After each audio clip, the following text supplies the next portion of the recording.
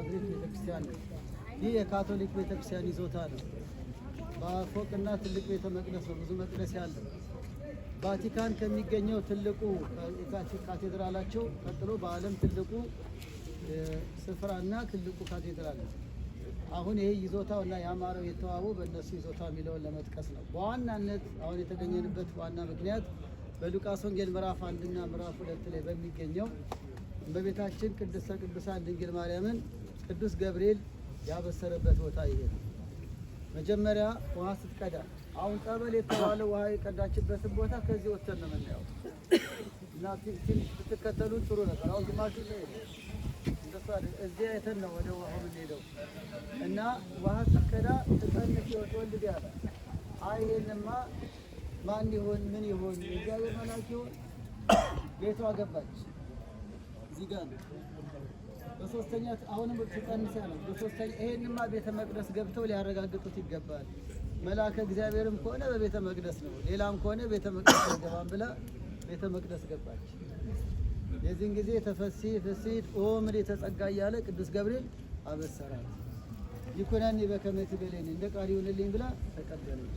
አካላዊ ቃል ኢየሱስ ክርስቶስ ከድንግል ማርያም በድንግልና ተጸነሰ። የት? ናዝሬት ገሊላ እግዚአብሔር ያነሳላው። እናም ይህ ቦታ አሁን አንድ እናት ያስታወስኝ በኋላ ላይ ትንሽ ደቂቃ ካገኘን እንዲህ እየወጣን እንዲህ እንመለሳለን። ችግሩ እኮ አልሰማ እያልን ነው እንጂ እያንዳንዱ አይቀርብንም። እዚህ ጋር ደረጃውን ወጥታችሁ የምታዩት ቤተ ዮሴፍ ጌታችን 30 ዓመት ያደገው የኖረው እዚህ ነው። እናም ቅሪተ አካሉ አለ ቅዱስ ዮሴፍ እንጨት እየጠረበ የእመቤታችን ጠባቂ ማለት ነው ይኖር ነበር።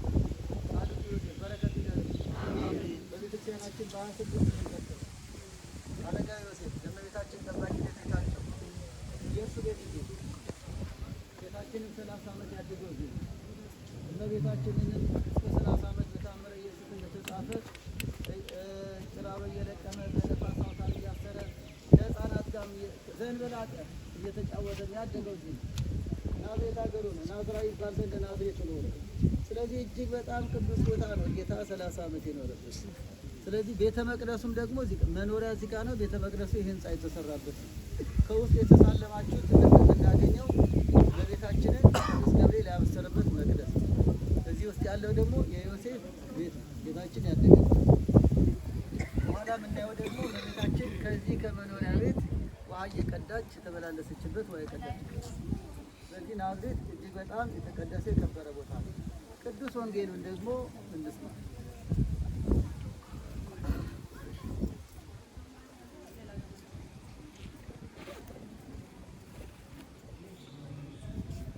በስመ አብ ወወልድ ወመንፈስ ቅዱስ አሐዱ አምላክ አሜን። በስድስተኛው ወር መልአኩ ገብርኤል ናዝሬት ወደምትባል ወደ ገሊላ ከተማ ከዳዊት ወገን ለሆነው ዮሴፍ ለሚባል ሰው ወደ ታጨች ወደ አንዲት ድንግል ከእግዚአብሔር ዘንድ ተላከ። የድንግሊቱም ስም ማርያም ነበረ።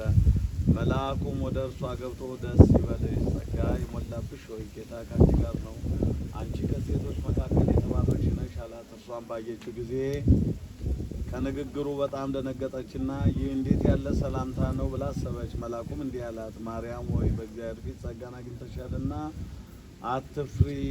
እነሆም ትጸንሻለሽ፣ ወንድ ልጅም ትወልጃለሽ፣ ስሙንም ኢየሱስ ትዪዋለሽ። እርሱም ታላቅ ይሆናል፣ የልዑል ልጅም ይባላል። ጌታ አምላክም የአባቱን የዳዊትን ዙፋን ይሰጠዋል፣ በያዕቆብ ቤትም ላይ ለዘላለም ይነግሣል፣ ለመንግስቱም መጨረሻ የለውም። ማርያም መልአኩን ወንድ ስለማላውቅ ይህ እንዴት ይሆናል አለችው። መልአኩም መልሶ እንዲህ አላት፣ መንፈስ ቅዱስ በአንቺ ላይ ይመጣል፣ የልዑልም ኃይል ይጸልልሻል። ስለዚህ ደግሞ ከአንቺ የሚወለደው ቅዱስ የእግዚአብሔር ልጅ ይባላል። እነሆም ዘመድሽ ኤልሳቤጥ እርሷ ደግሞ በእርጅና ወንድ ልጅ ጸንሳለች። እርሷ መካን ትባል ስለነበረች ይህ 6ኛ ወር ነው፣ ለእግዚአብሔር የሚሳነው ነገር የለምና። ማርያምም እነሆኝ የጌታ ባሪያ፣ እንደ ቃልህ ይሁንልኝ አለች። መልአኩም ከእርሷ ሄደ። ወስብሐት ለእግዚአብሔር። ቃልዮት ያሰማልን። ናዝሬት ይሄ ነው። በቤታችን አበሰረ። ጌታችን በዚህ ያደገ። በአጠቃላይ እስከ 30 ዓመቱ መድኃኒታችን ኢየሱስ ክርስቶስ በዚህ ኖረ። በ30 ዓመቱ ተጠመቀ፣ ገዳመ ቆሮንቶስ ገባ። 3 ዓመት ከ3 ወር አስተማረ። በቀራንዮ ተሰቀለ፣ ሞትን ድል አድርጎ ተነሳ። ስለዚህ 30 ዓመት የኖረበት እመቤታችን የረገጠችው ቅዱስ ገብርኤል ወርዶ ያበሰረበት ይህ ስፍራ ቅዱስ ነው። ለዚህ ያበቃን አምላክ ክብር ይግባው። አሜን። ይህ ደረጃው የሚከብዳችሁ እዚሁ ቅሩ ትንሽ የምንሞክር ደግሞ እዚህ ጋር ብቻ እዚህ ጋር ጥሪት አንዳንዱን አይተን በዚህ ተመልሰን እነሱ ጀመሩን ወደ አጠቃላይ ጸሎቱን ይቻላል። አንድ ላይ ፎቶግራፍ ወደ